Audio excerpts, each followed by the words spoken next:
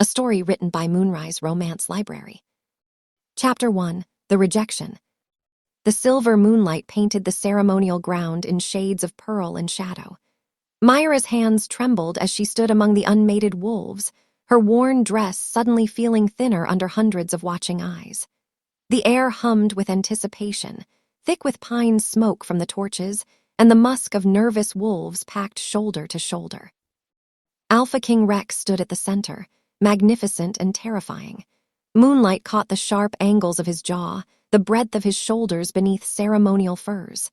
23 summers old and already legendary, wolves whispered his name with fear and reverence in equal measure. Mira had never stood this close to him before. Her heart hammered against her ribs like a caged bird. The full moon crested above the ancient oaks. Heat blazed through Mira's chest without warning. She gasped, stumbling forward as invisible threads pulled taut between her soul and his. The mating bond, the moon goddess's choice, undeniable as gravity. Rex's head snapped toward her, his eyes ice blue and merciless, locked onto hers. For one breathless moment, Mira dared to hope. The bond thrummed between them, sacred and absolute. Surely he felt it too, surely. Rex threw his head back and laughed. The sound cut through the ceremonial silence like a blade. Not a chuckle, not a nervous laugh. A full, mocking roar that echoed off the trees and buried itself in Mira's bones. This, his voice carried across the gathering, rich with contempt. This is what the moon goddess offers an alpha king. Mira's breath stopped. The threads between them pulled tighter, desperate, but his laughter only grew.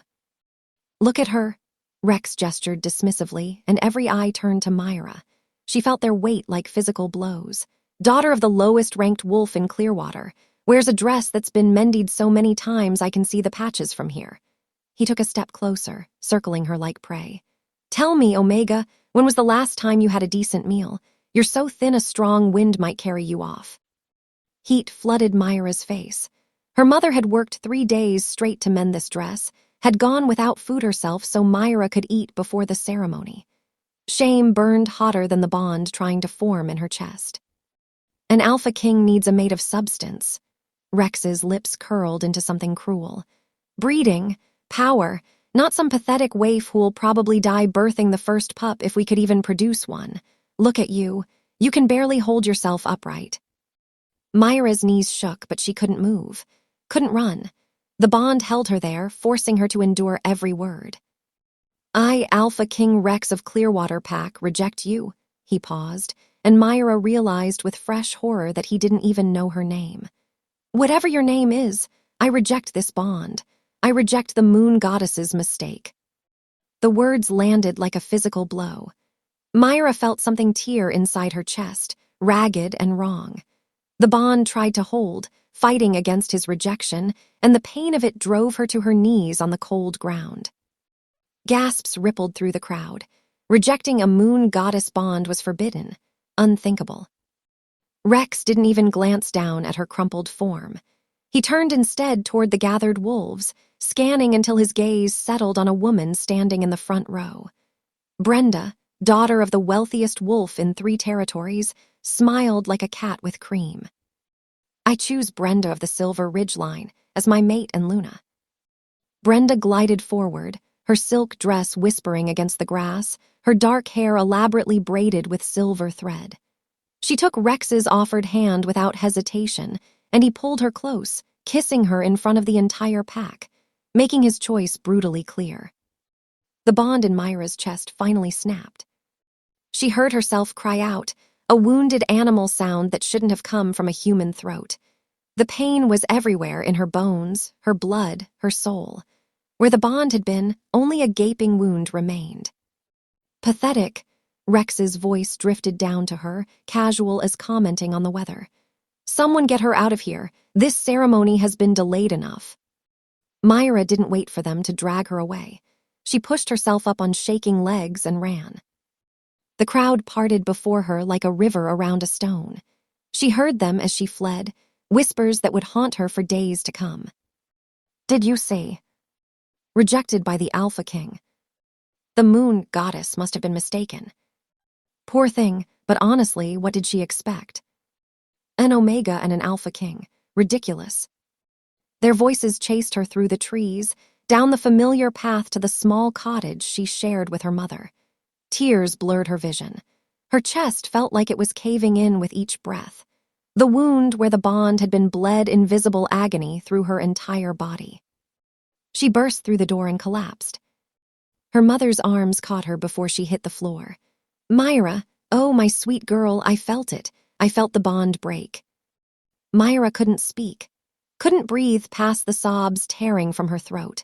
She buried her face in her mother's shoulder and wept, for the bond destroyed before it could form, for the humiliation burned into her memory, for the cruel laughter that would echo in her nightmares. Her mother held her tighter, rocking slowly, whispering words Mira couldn't hear over her own breaking heart. Outside, the full moon continued its arc across the sky, indifferent and eternal. Chapter 2, Whispers and Shadows. Mira woke to sunlight streaming through the threadbare curtains and the hollow ache in her chest that reminded her it hadn't been a nightmare. The bond wound throbbed with each heartbeat, a phantom pain that no herb could touch. Her mother sat by the window, mending the same dress Mira had worn to the ceremony, the one Rex had mocked in front of everyone. You should eat something. Her mother's voice was gentle, careful, like speaking to something fragile that might shatter. I made porridge.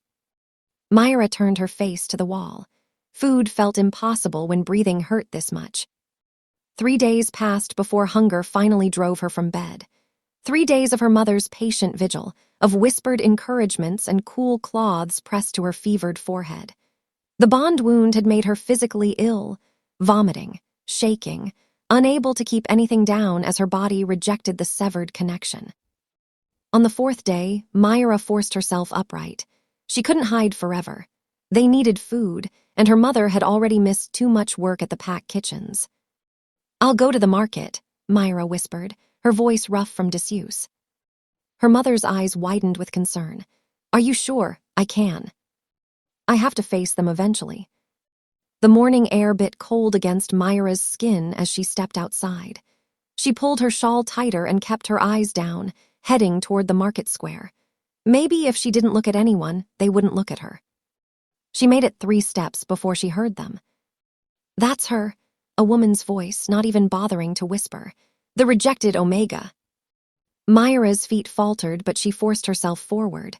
The market wasn't far. Just get the bread and dried meat. Get home. 2 young wolves stood outside the butcher's shop. They fell silent as she approached, then burst into giggles the moment she passed. Imagine thinking an Alpha King would want her. My brother said she actually fell to her knees in front of everyone. The butcher barely met her eyes when she asked for the cheapest cuts. He wrapped the meat quickly, as if touching something she'd touched might contaminate him. At the baker's stall, old Marta had always been kind, but today she pursed her lips and shook her head. Already sold all the day-old bread. Try tomorrow. Mira could see 3 loaves sitting right there in the basket. Still, she nodded and turned away. Her throat burned with unshed tears. The rejected Omega, someone whispered as she passed the well. Poor thing, though really, what did she expect? Alpha King Rex was right to choose Brenda. Now that's a proper Luna. Mira walked faster. The wound in her chest pulsed in rhythm with her racing heart. She could feel their stares like fingers pressing bruises into her skin. A group of children ran past, laughing and playing. One of them, a little girl no more than 6, stopped and pointed. Mama, is that the girl the Alpha didn't want? Her mother yanked her hand down with a horrified gasp, but the damage was done. The other children stared, whispering behind their hands. Even the children, even they knew. Mira ran the rest of the way home, clutching her pathetic purchases to her chest. She burst through the door and slammed it shut, pressing her back against the wood as if she could hold the whole cruel world outside. Mira, her mother appeared from the kitchen, flour dusting her hands. What happened? I can't. Mira slid down the door until she sat on the floor. I can't do this, Mama.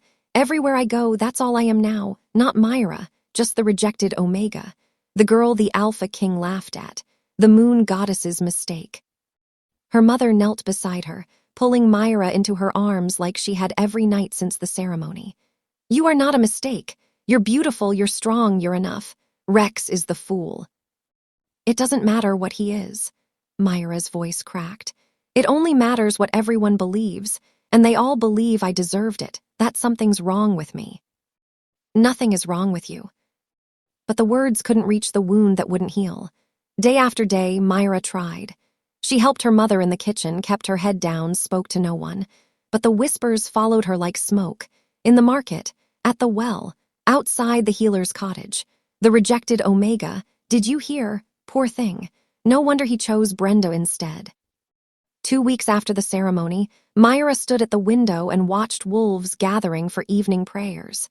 She saw the way they smiled at each other, easy and unguarded, the way they belonged. She would never belong here again. Rex had made sure of that. Her mother came to stand beside her, and they watched the sunset in silence. Finally, her mother spoke. You're thinking of leaving. Mira's breath caught. How did you? I'm your mother, I see everything. She turned Mira to face her, cupping her daughter's face in work-worn hands. And I think you should go. Mama. Listen to me. You are beautiful, you are enough. But this pack will never let you forget what happened. They'll whisper that name until it becomes all you are. Her mother's eyes shone with unshed tears. You deserve more than whispers and shadows. You deserve a life where you can breathe. That night, Mira couldn't sleep. She lay in the darkness, listening to her mother's breathing from the other room, and made her decision. She would leave before dawn, before the pack woke, before courage could fail her. The unknown terrified her, but staying here, being the rejected Omega for the rest of her life, that was a slower death. When the first gray light touched the horizon, Mira rose and packed her small bag.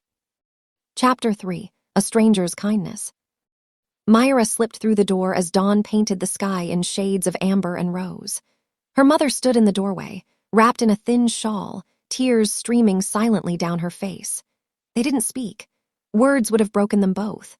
Mira pressed a kiss to her mother's cheek, breathed in the familiar scent of lavender and wood smoke one last time, and turned away before she could change her mind. The forest swallowed her whole. She walked until the sun climbed high, until her feet ached and her water skin ran empty. The trees here were different, older, their bark rough and unfamiliar beneath her fingertips. She'd never traveled beyond Clearwater territory. Every sound made her flinch. Every shadow could hide danger. By midday, exhaustion pulled at her bones like weights. The wound in her chest hadn't stopped throbbing since she'd started walking, a constant reminder of what she was running from. She stumbled over a root and barely caught herself against a tree trunk, gasping. Keep moving. Don't stop. Don't think. The sun arced across the sky. Her stomach cramped with hunger. She'd brought dried meat and hard bread, but fear made eating impossible. What if she ran out before finding shelter? What if no pack would take her? What if? Stop, just walk. Afternoon bled into evening. The forest thinned, and Mira caught the scent of wood smoke and cooking meat. Pack territory. Her wolf stirred weakly, sensing others nearby. She should be careful, should scout the area first, but her legs wouldn't carry her another step. She emerged from the tree line into a clearing where small cottages clustered together like mushrooms. Wolves moved between them, talking, laughing, living. The normalcy of it made her chest ache. A well stood at the clearing's edge. An old woman struggled with a heavy wooden bucket, her thin arms shaking with effort. Mira's feet moved before her mind caught up. Let me help. The woman startled, nearly dropping the bucket. Her eyes, sharp and amber despite the deep lines around them, studied Mira with unsettling intensity. You're not from Riverside Pack. No, Mira took the bucket's handle gently. I'm just passing through, but you shouldn't carry this alone. The woman's weathered face softened. She gestured toward a cottage set slightly apart from the others. That one's mine.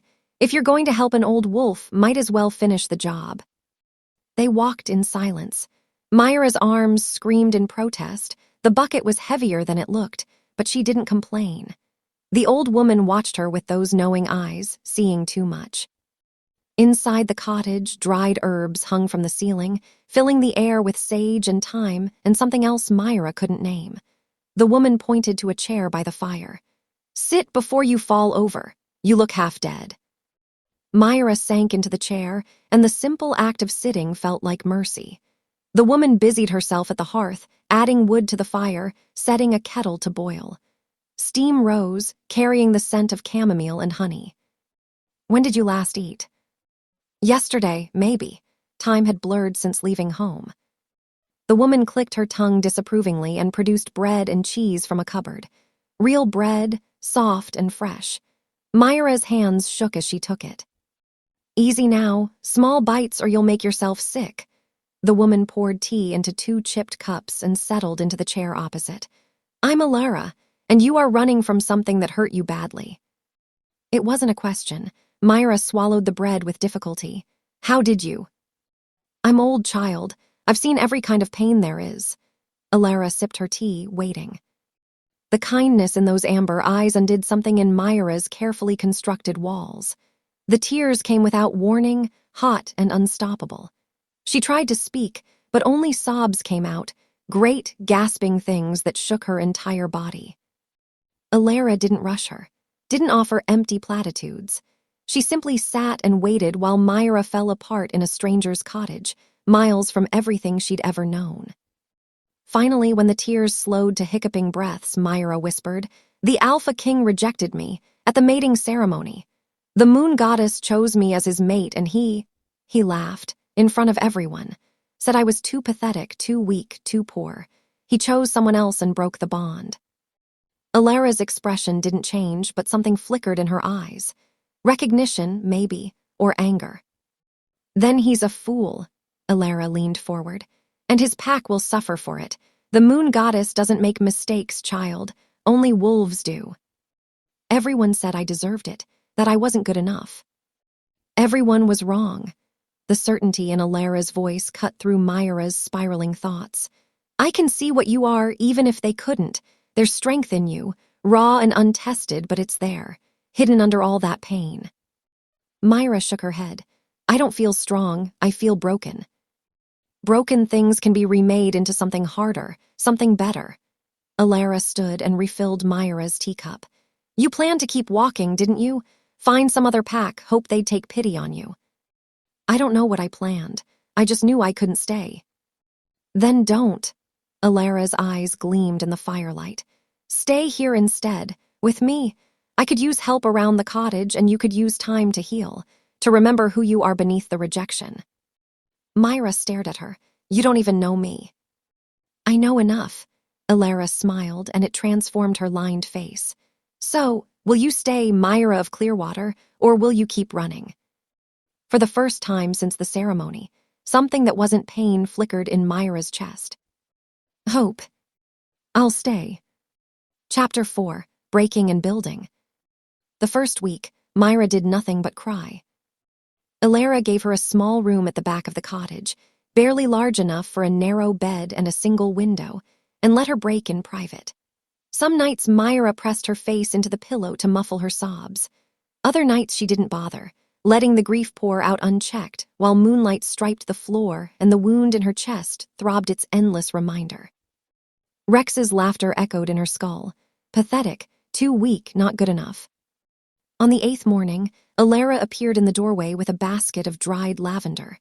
"Enough wallowing. Get up." Mira pulled the blanket over her head. "I can't." "You can, you will." The blanket disappeared, yanked away by surprisingly strong hands. "Grief is acceptable. Surrender is not. Now get dressed and meet me in the workshop." The workshop was a shed behind the cottage, cramped and fragrant with hanging herbs. Bundles of rosemary, sage, thyme, and dozens of plants Mira couldn't name crowded every surface. Alara stood at a workbench, crushing something in a mortar. "We start with the basics." She pushed the mortar toward Mira.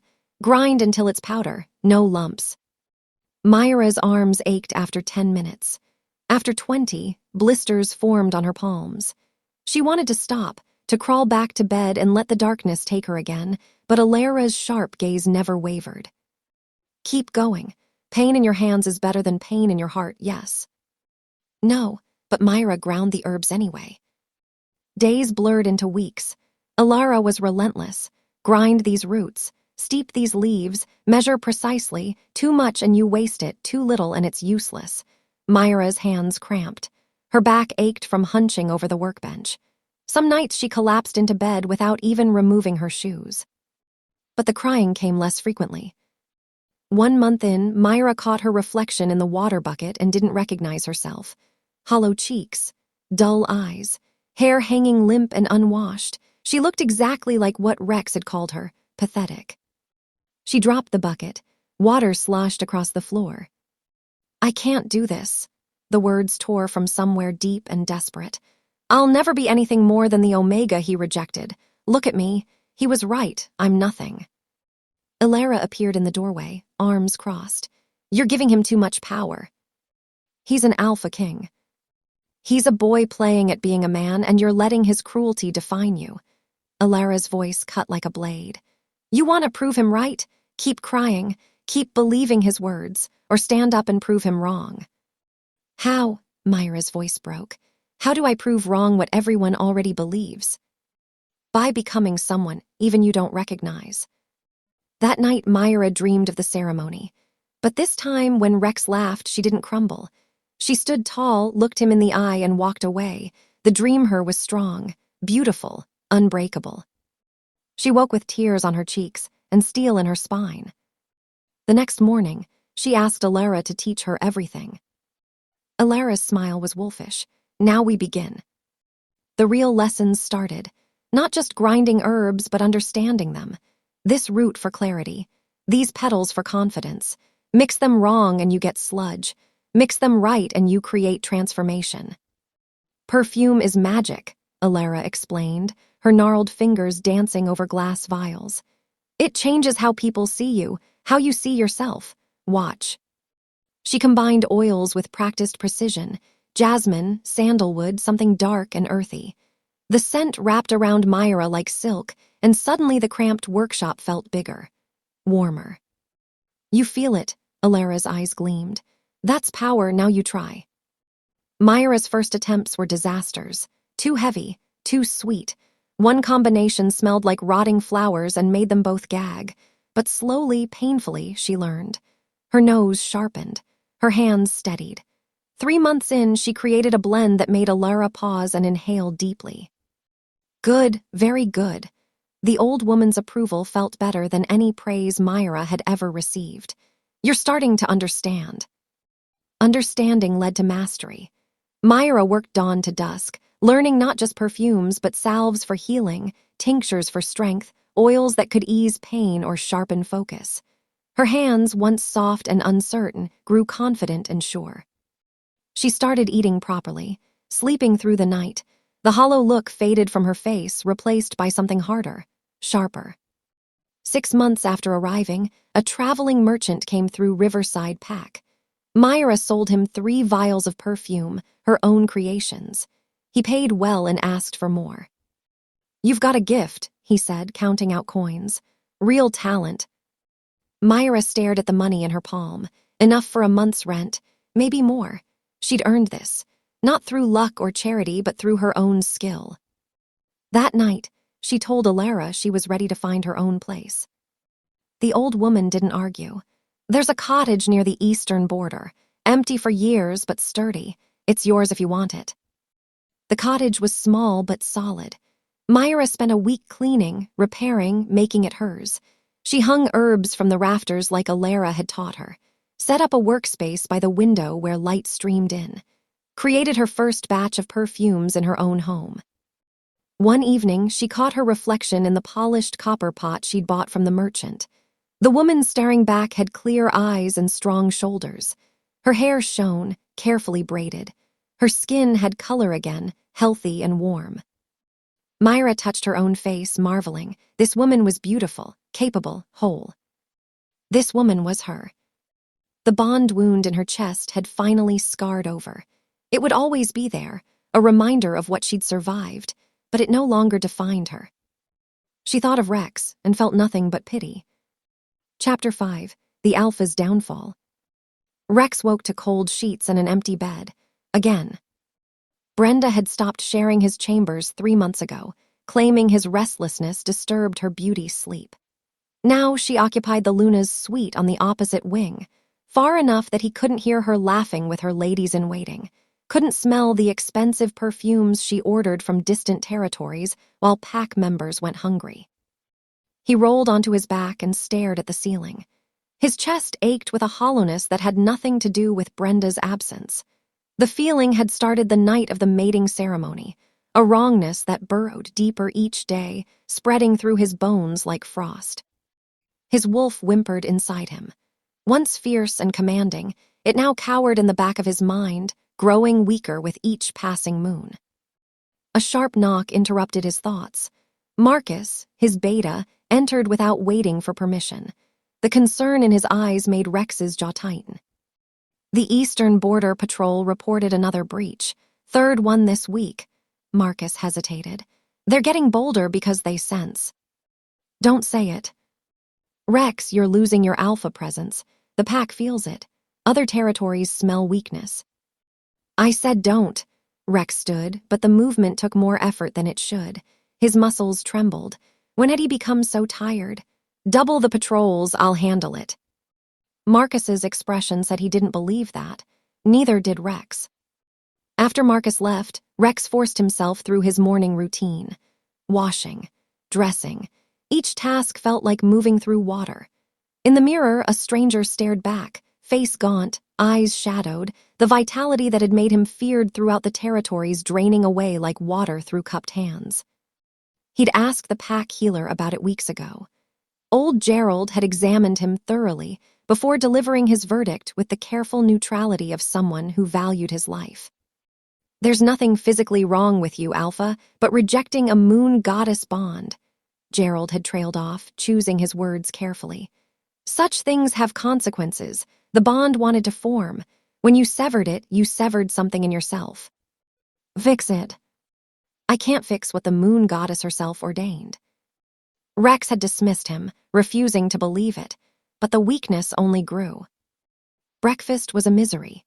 Brenda presided over the high table like a queen holding court, surrounded by her inner circle, wealthy wolves' daughters who descended on the pack house like carrion birds after the mating ceremony.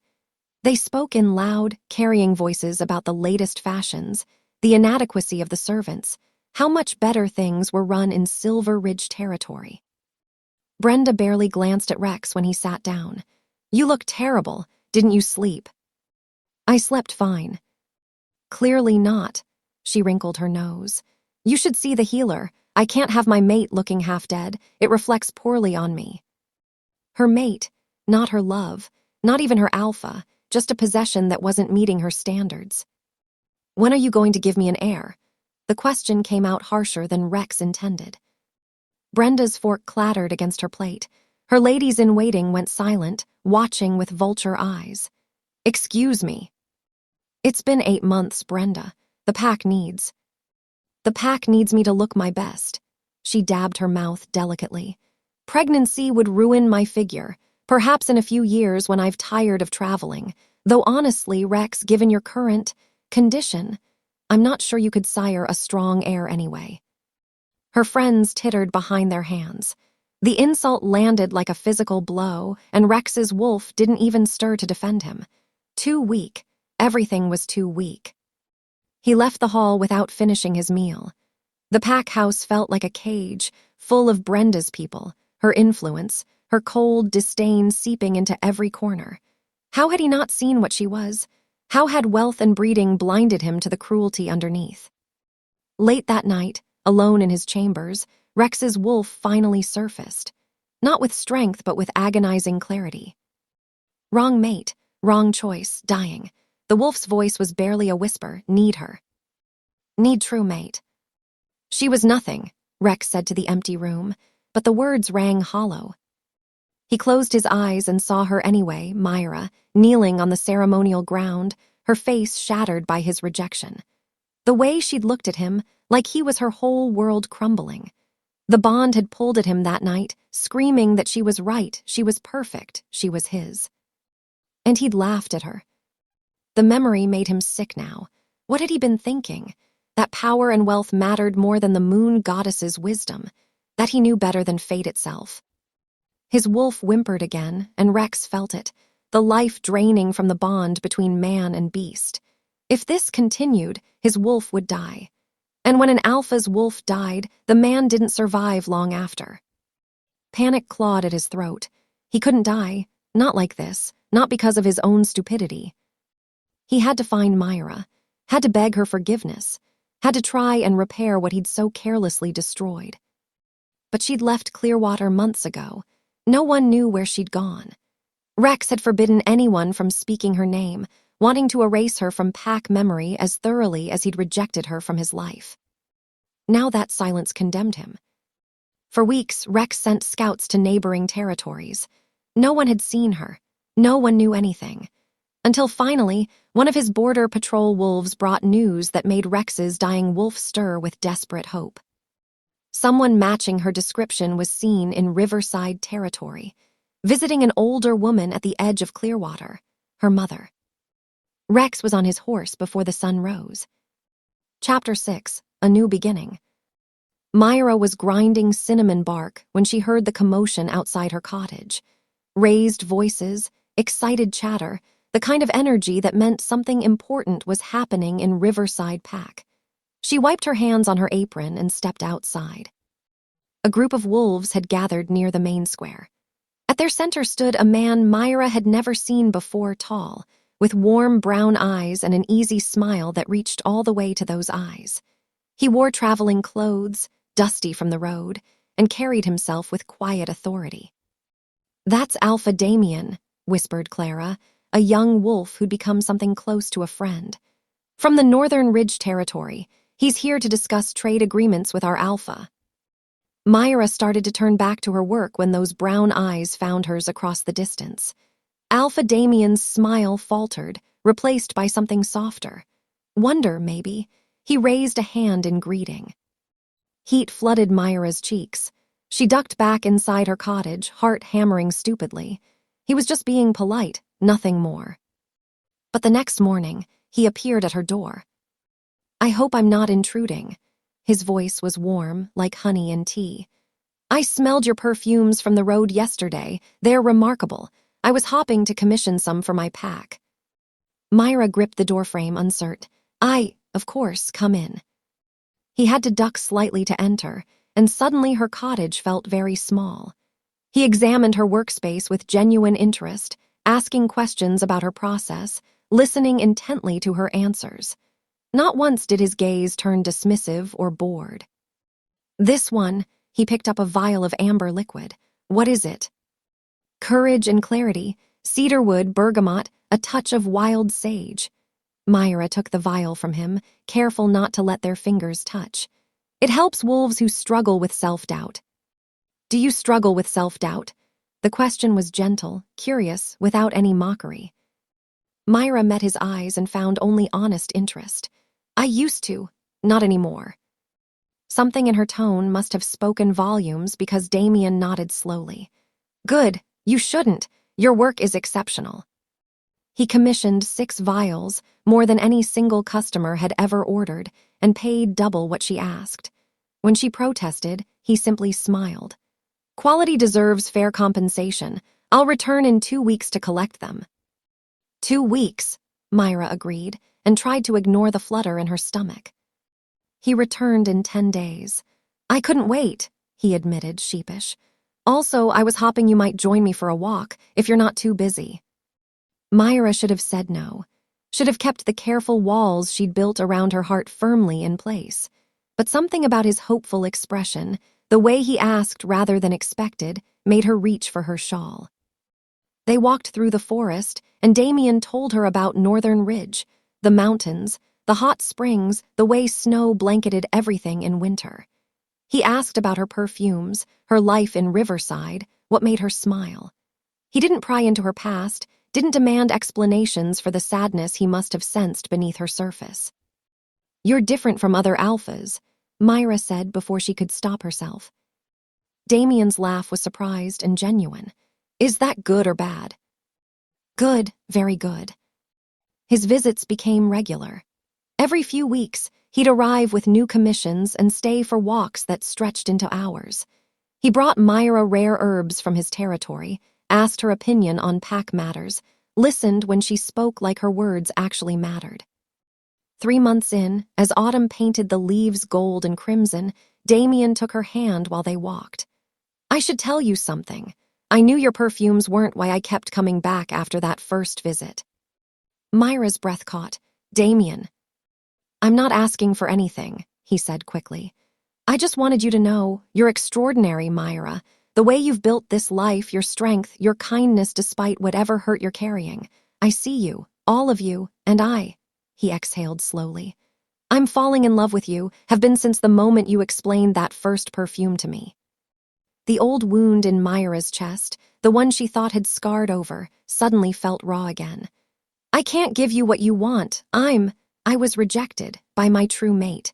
The bond broke and I don't care about broken bonds or true mates." Damien turned to face her fully, his eyes fierce. "I care about you, the woman standing in front of me right now. Not some moon goddess decree, not fate or destiny. You, is that so hard to believe?" "Yes, no." Mira's eyes burned with tears she refused to shed. "Why?" "Because you're worth loving." He said it so simply, like it was the most obvious truth in the world. "You don't have to love me back, but I need you to know that I choose you, Mira, not because the moon goddess said so, because I want to. I choose you, not as a backup, not as second best, as his first choice." The dam broke. Mira kissed him, pouring months of loneliness and fear and desperate hope into it. Damien caught her, held her like she was something precious, kissed her back with a reverence that made her believe she might actually be enough. They were mated in the spring, surrounded by riverside pack and wolves from Northern Ridge who welcomed her like family. No grand ceremony, no crowds whispering, just Damien's hand in hers and vows that meant everything because they were chosen, not ordained. 2 months later, Mira woke feeling ill. The healer confirmed what her body already knew. She was pregnant. That evening, she told Damien.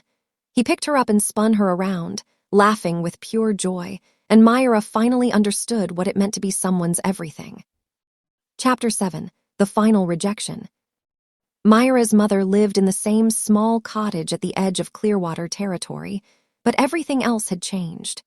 Mira stood at the door with Damien beside her, one hand resting protectively on the gentle swell of her belly. 3 months along, barely showing, but precious beyond measure. "Are you sure about this?"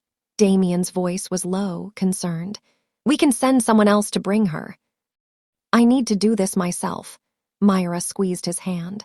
"She deserves to hear the news from me, to see that I'm happy." Her mother's cry of joy when she opened the door made everything worth it. She pulled Mira into her arms, then Damien, tears streaming down her face as Mira told her about the baby, about her new life, about the man who'd chosen her without the moon goddess forcing his hand. "I knew," her mother whispered, touching Mira's face with wonder.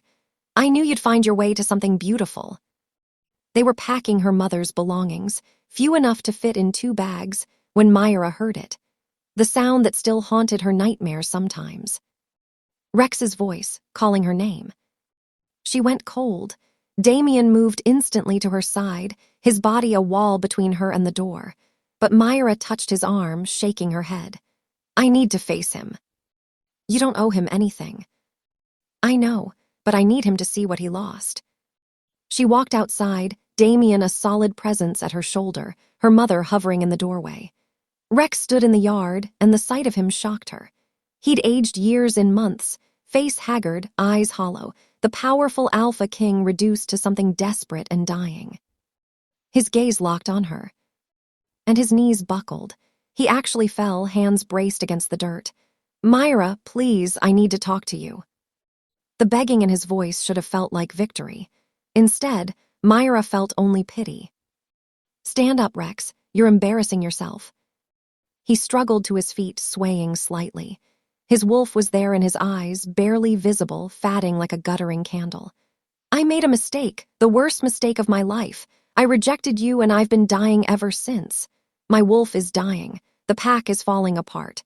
Please, Myra, I'm begging you. Forgive me. Accept the bond again. I'll do anything." "Anything?"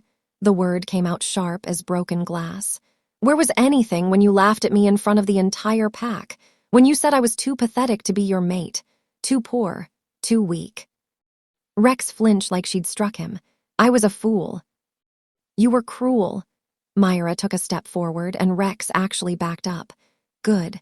Let him feel small for once. "You didn't just reject me, Rex. You humiliated me, made me believe I was worthless. Do you know what that did to me? How many nights I cried myself to sleep? How close I came to believing every vicious thing you said." "I'm sorry." "Sorry," Myra laughed, and it sounded nothing like the broken girl he'd rejected. "You're sorry because you're suffering consequences, not because you hurt me. You chose Brenda because she was wealthy and beautiful and exactly what you thought an alpha king deserved. How's that working out for you?" Rex's face crumpled. "She won't give me an heir, won't even share my bed. She's bleeding the pack coffers dry and—" He stopped, seeming to realize how pathetic he sounded. "It doesn't matter. None of it matters. I just need you to come back, to fix this." "Fix this?" Myra's voice rose. "I'm not a broken tool you can pick up when convenient. I'm not your backup plan when your first choice doesn't work out." "You were never a backup." "I was nothing." The words exploded from her. "You made that clear, in front of everyone. You looked at me and saw nothing worth keeping. Well, look at me now, Rex." She stepped fully into the light, her hand moving to her belly. Let him see. Let him understand exactly what he'd lost. Rex's eyes followed the movement, widened, fixed on the gentle swell beneath her dress. His face went white. "No," he whispered. "No, you can't." "This is Alpha Damien of Northern Ridge." Myra gestured to the man beside her. "My mate, my chosen mate. The man who sees me as his first choice, his only choice. Who values me, cherishes me, gives me everything you said I didn't deserve." Damien's hand settled on her shoulder, warm and steady and claiming. His eyes met Rex's with quiet challenge. "You're pregnant," Rex's voice broke on the word, "with his child." "Yes," Myra smiled, and it was genuine, radiant. "I'm carrying the heir of a man who chose me without the moon goddess forcing his hand, who wanted me not because fate said so, but because he actually sees my worth." "But the bond, our bond, died when you rejected it." Myra's voice turned cold. "You killed it, Rex. You can't resurrect it now that you need it. I'm not your mate anymore. I'm not your anything. I'm his." She turned to her mother, who stood watching with fierce pride in her eyes. "Mama, get your things. We're leaving." "Myra, please." Rex lurched forward, desperation making him clumsy. "I'm dying. My wolf is dying. Without you, I won't survive." "Then die." The words fell like stones into deep water. "You made your choice, Alpha King. Now live with it. Or don't. Either way, it's not my problem anymore." She took her mother's hand. Damien wrapped his arm around her shoulders. Together, they walked past Rex, past the man who destroyed her and rebuilt her stronger, without looking back. Behind them, Rex fell to his knees again. This time, no one helped him up.